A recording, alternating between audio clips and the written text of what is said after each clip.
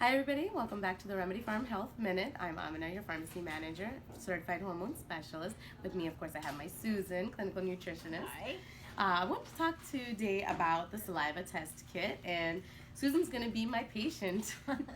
So, do you know anything about the Saliva Test Kit? I know a little bit about it, but what's the difference between that and a blood test? I know doctors, I've had my blood tested for Absolutely. hormones before, so how does that differ? Thank you for from those? asking that, actually. So the big difference between saliva testing and blood work is that blood work measures the amount of hormone in your bloodstream that's being circulated.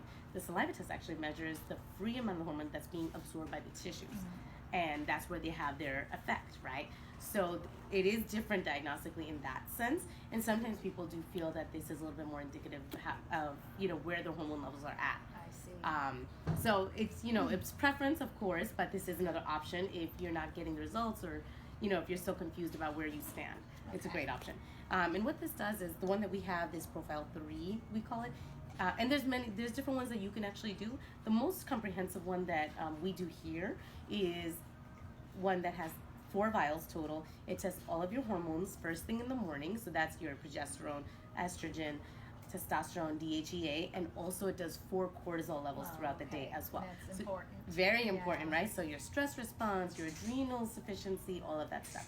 And you would just spit into the vials, fill them at least halfway, not including the bubbles, and it's regulated to different times of the day as well. And what times do you have to do it? Oh, you would do it. The first one would be first thing in the morning, within 30 minutes of waking up for the day. Okay. You want to do everything on an empty stomach, and then the next one's going to be like before lunch, a little bit after, at least 2 hours after breakfast, and then it'll be like right before dinner, and then right before you go to sleep. So you kind of see a nice wave. What about the time of the month? Well, depending on if you are a menstruating woman, you would want to do it on days 19, 20, or 21 would be optimal. If you're not, then it could be any time of the month.